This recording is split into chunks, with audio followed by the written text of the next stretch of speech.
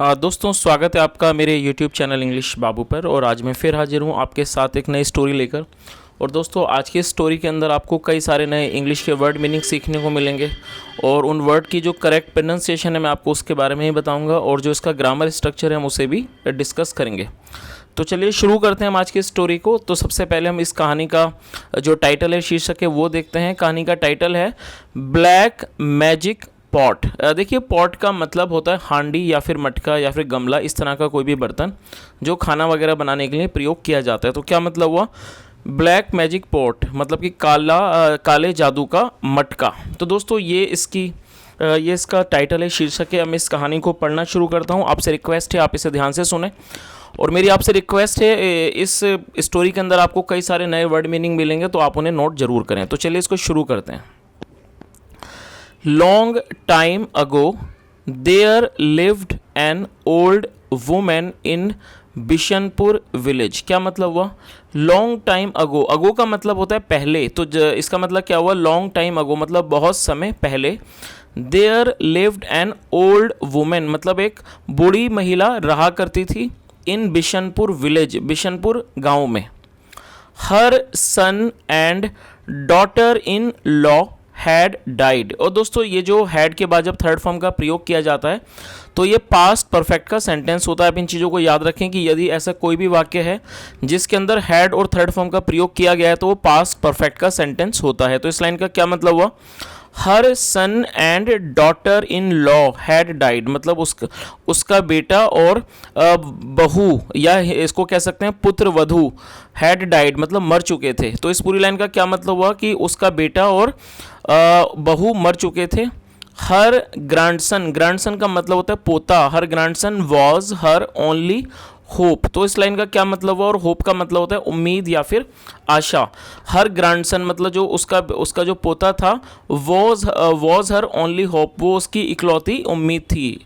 तो इस लाइन का क्या मतलब हुआ her grandson was her only hope, उसका पोता उसकी इकलौती उम्मीद थी। चलिए आगे देखिए। The grandma and grandson lived on whatever money they made by selling wood. क्या मतलब हुआ ग्रैंडमा मतलब कि दादी और पोता, ग्रैंडसन लिव का मतलब रहते थे या किसी चीज़ पे गुजारा करना, लिव्ड मतलब वो गुजारा करते थे। ऑन वट एवर मनी मतलब जो भी पैसा, दे मेड वो बनाते थे या फिर कमाते थे, बाय सेलिंग वुड लकड़ियाँ बेचकर। तो इस पूरी लाइन का क्या मतलब हुआ the grandma and grandson lived on whatever money they made by selling would मतलब कि दादी और पोता उस गुजारा करते थे उन पैसों पर जो भी वो कमाते थे लकड़ियाँ बेचकर। चलिए आगे देखिए। वन डे एक दिन the old women fell ill. दोस्तों फॉल इल का मतलब होता है बीमार पड़ जाना, बीमार हो जाना, और ये वर्ब की सेकंड फॉर्म है। और पास्ट इंडेफिनिट ये जो स्टोरी है पास्ट इंडेफिनिट है, पास्ट इंडेफिनिट में है। और पास्ट इंडेफिनिट के अंदर यदि वाक्य अफर्मेटिव का होता है तो वर्ब की सेकंड फॉर्म का ही प्रयोग किया जाता है। तो आप इस वर्ड को नोट कर सकते हैं। इसकी जो फर्स्ट फॉर्म है वो है फॉल इल, FALL फॉल और ILL। फॉल इल मतलब बीमार पड़ना और ये सेकंड फॉर्म है फेल इल। क्या मतलब हुआ one day the old women fell ill मतलब एक दिन ओल्ड वुमेन मतलब जो बूढ़ी महिला थी फेल इल वो बीमार पड़ गई। Her grandson went to jungle alone. दोस्तों ये जो वर्ड है वेंट ये गो की सेकंड फॉर्म है और ये भी पास्ट इंडेफिनिट का वाक्य है।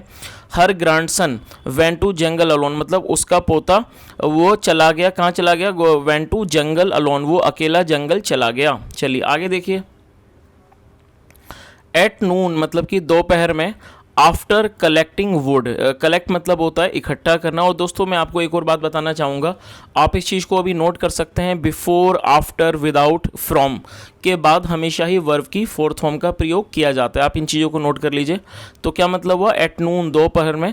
आफ्टर कलेक्टिंग वुड मतलब लकड़ियाँ इकट्ठा करने के बाद। ही सेट डाउन वो बैठ गया, ये सिट की सेकंड फॉर्म है। ही सेट डाउन वो बैठ गया।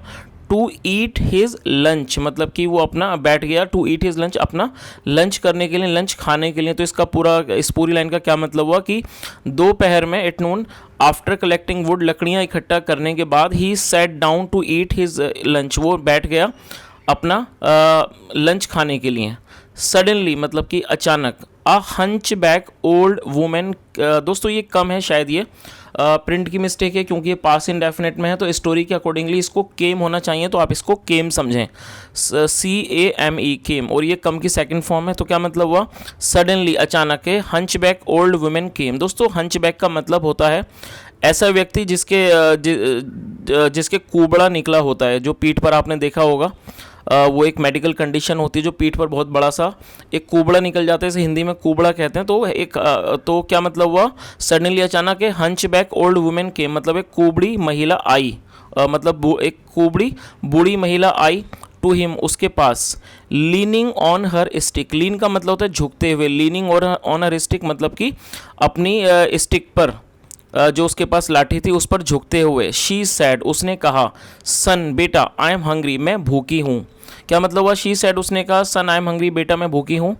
The boy fed all rotis to the women. दोस्तों ये जो वर्ड है फैड, ये फीड की सेकंड फॉर्म है जिसका मतलब होता है खिलाना, आप इस वर्ड को नोट कर सकते हैं। इसकी जो फर्स्ट फॉर्म है वो है फीड, FEED, फीड मतलब खिलाना, और ये सेकंड फॉर्म है fed.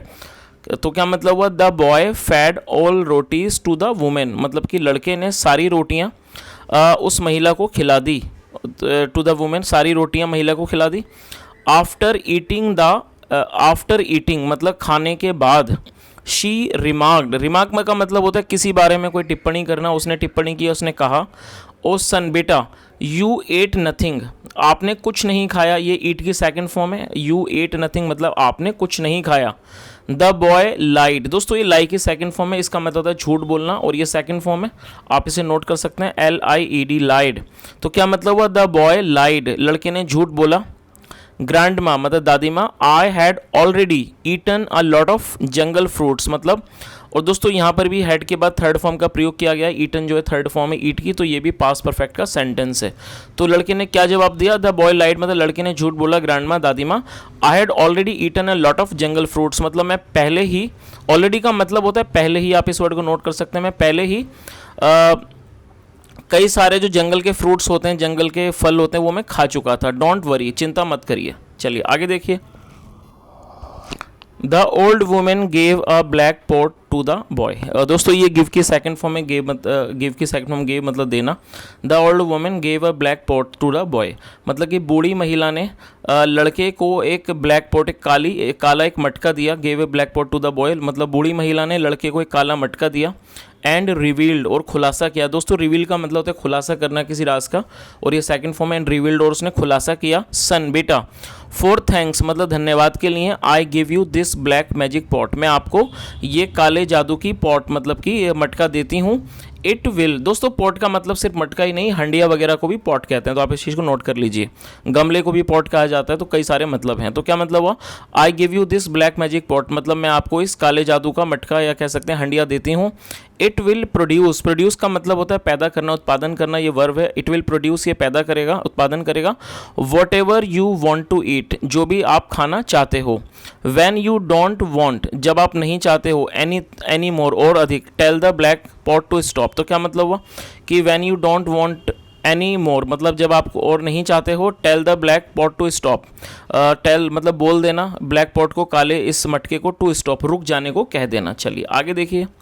The grandson kid went home, जो ग्रैंडसन किड था मतलब वो जो बच्चा था, पोता, वेंट होम वो घर गया। विद द मैजिक पॉट, उस जादुई पॉट के साथ, जादू के घड़े के साथ। एट नाइट मतलब रात में। He said to black magic pot, उसने उस काले मैजिक के जो पॉट से कहा। मैजिक पॉट मतलब कि magic pot, give us tasty food, हमें स्वादिष्ट खाना दो। द पॉट बिगेन पोरिंग, पोर का मतलब होता है उढ़ेलना, और ये बिगिन की सेकंड फॉर्म में बिगेन, तो क्या मतलब हुआ, द पॉट बिगेन पोरिंग, जो पॉट था, घड़ा मटका था, वो क्या करने लगा, उढ़ेलने लगा। क्या उढ़ेलने लगा। पोरिंग आउट हलवा, पूरी, खीर, पुलाव, सब्जी, पराठा। तो क्या मतलब हुआ कि जो पॉट था उसने उढ़ेलना शुरू कर दिया, हलवा, पूड़ी, खीर, पुलाव, सब्जी, पराठा एक्सेट्रा। चलिए आगे देखिए अब आगे क्या होता है इसके अंदर। One day the boy went to jungle alone, एक दिन जो लड़का था वो जंगल अकेला गया। टू कलेक्ट वुड, लकड़ियाँ इकट्ठा करने। The old women was sick, जो बूढ़ी महिला थी वो बीमार थी। एट नून, दोपहर में। शी फेल्ट हंग्री, दोस्तों ये फील की सेकंड फॉर्म है। फील हंग्री फर्स्ट फॉर्म होती है, इसका मतलब होता है भूख लगना, और ये सेकंड फॉर्म है फेल्ट हंग्री। तो क्या मतलब हुआ, एट नून दोपहर में, शी फेल्ट हंग्री, उसे भूख लगी। सो इसलिए she said to magic pot, उसने मैजिक पॉट से कहा। ओ ब्लैक मैजिक पॉट, मतलब कि काले मैजिक के मटके। Give me nice food to eat, मुझे अच्छा भोजन दो खाने के लिए। The old women ate as much as she could, दोस्तों ये ईट की सेकंड फॉर्म है और ये पास्ट इंडेफिनिट का ही वाक्य है।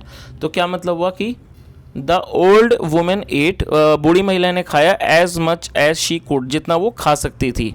देन फिर she went to her room, वो अपने कमरे में चली गई। टू स्लीप, सोने के लिए। Without telling magic pot to stop, बिना मैजिक पॉट को रुकने को कहे हुए। चलिए आगे देखिए, इसमें आगे देखते हैं आगे क्या होता है। The black magic pot kept pouring, दोस्तों ये कीप की सेकंड फॉर्म है कैप्ट, और ये पास्ट इंडेफिनिट का वाक्य है। द ब्लैक मैजिक पॉट, जो काले जादू का मटका था, कैप्ट पोरिंग, वो उड़ेलता रहा।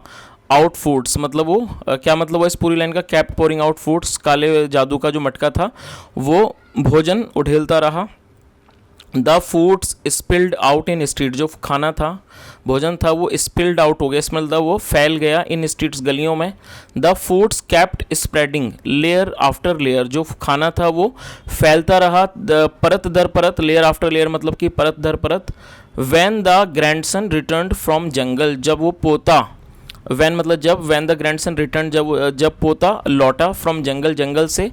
इन द इवनिंग मतलब शाम को। ही वॉज शॉक्ड, वो हैरान था। दोस्तों शॉक्ड एक एडजेक्टिव है, आप इस वर्ड को भी नोट कर सकते हैं। Shocked to see the mad scene, तो क्या मतलब हुआ कि when the grandson return from jungle, जब पोता जंगल से वापस घर लौटा, from jungle. In the evening शाम को। ही वॉज शॉक्ड, वो हैरान था। To see the mad scene मतलब इस पागल दृश्य को देखकर।